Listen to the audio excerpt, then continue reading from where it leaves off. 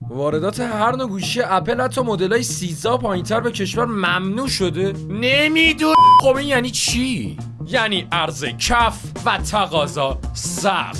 چرا آخه آدم باید بره گوشی 3 سال پیشو بخره، اونم با کلی خایمالی و با 2 برابر قیمت، تازه بیاد پوزم بده؟ منو نگاه کن. حالا خیلی جالبه، عده‌ای از افراد سودجو قایمکی از طریق کشتی میرن دبی و کانتینر آیفونای ریپک رو قاچاق میکنن. یکی از این افراد سودجو کسی نبود جز ابو خرچنگ نبن کونخوار که به دلیل نداشتن پاسپورت مخفیانه وارد کشتی نفت میشه. آیفون منو بده فرمانده کیری، به من حمله نکن، من آیفون میخوام.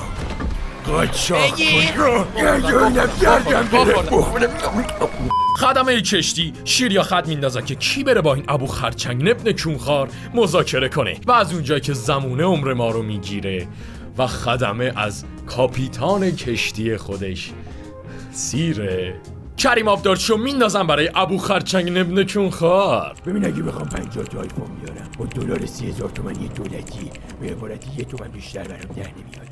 پس برای یه روز کلش رو انتخاب کنم که 256. آخ اپل واچ رو چیکار کنم؟ تو قصم چک دارم. اپل واچ خزه یا بله خالکوچه 20 من جای نکن. بریم دوبی.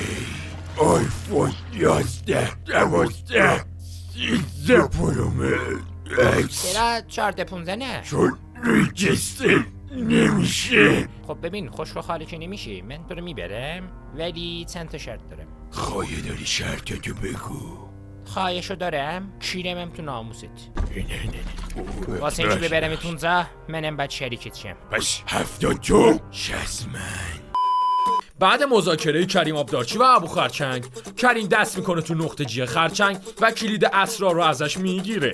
بدو میره سمت اتاق فرمان و تفنگ ریگان کپتن سابق رو بر میداره و شروع میکنه به کیر گندگوزی. ها چیه؟ یعنی الان کیر کلوفتر از منو، گردن کلوفتر از منو، یعنی هروم لقمه تر از من تو این کشتی وجود نره. کیر منزه کل عرشه کشتیه. Few inches later. او خورده ما حاجی، من باش صحبت کردم، بعد یه مذاکره میخوایم بکنیم، میگه میخواد بره دبی قاچاق آیفون بیاره. برای همین یه نظر سنجی میکنیم. ببین الان من میخوام رای گیری کنم که یا ما آیفون ببریم یا سامسونگ. هر نظری داردم کاملا قابل محترم و خیلی هم سیفتی بندازین تو جعبه. الو حاجی، من این چیزا رو خوندم، رای گیری ها رو به کیرم تو دست خطتون، اصلا نتونستم بخونم حالا بعضیاشو، ولی اونایی که نتونستم بخونم و دیگه کیرم کم دهنشون دیگه. فردای اون روز کریم در حال دید زدن دردافیای جزیره تنب کوچک بود که ابو خرچنگ نبن کونخوار درخواست ویدیو چک میکنه. کریم آقا کریم جون مادرت بیا پایین. چیه؟ آقا اصلا چطوری نریم؟ کسکش دلاشو رفتن 1000 تومن که بخریم که بفروشیم. چک دارم چی نمیمونه برامون. حالا من یه سری آیفون خریدم غذا میخواین؟ میرسیم یه ذره دیگه میرسیم. خدمه کشتی که حلال خور و به همین چوس مسخال یارانه‌ای که میگرفتن راضی بودن، تصمیم میگیرن تا کریم آبدارچی رو آبکش کنن.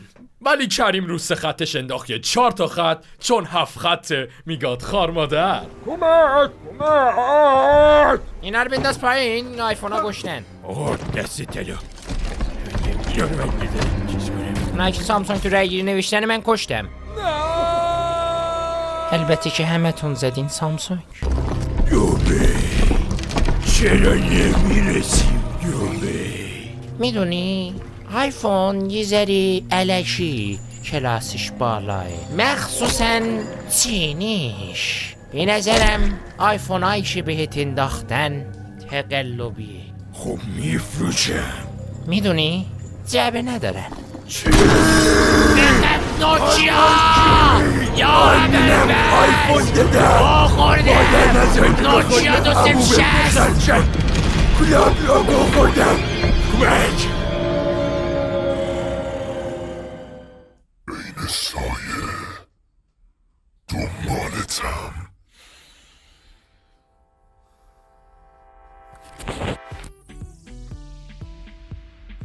فردای اون روز که ایمان نخور صورتت. نه وایسا وید ساکو آخ ساکو ها سو خورد تو دماغم. باشه آدم باشه زدی خوردی دیگه ببین اسکش میزنم یعنی اونم بگاه بدم. بعدی کریم رو 3 خطش انداخت یه 4 تا خط چون 7 خطه میگاد خار مادر.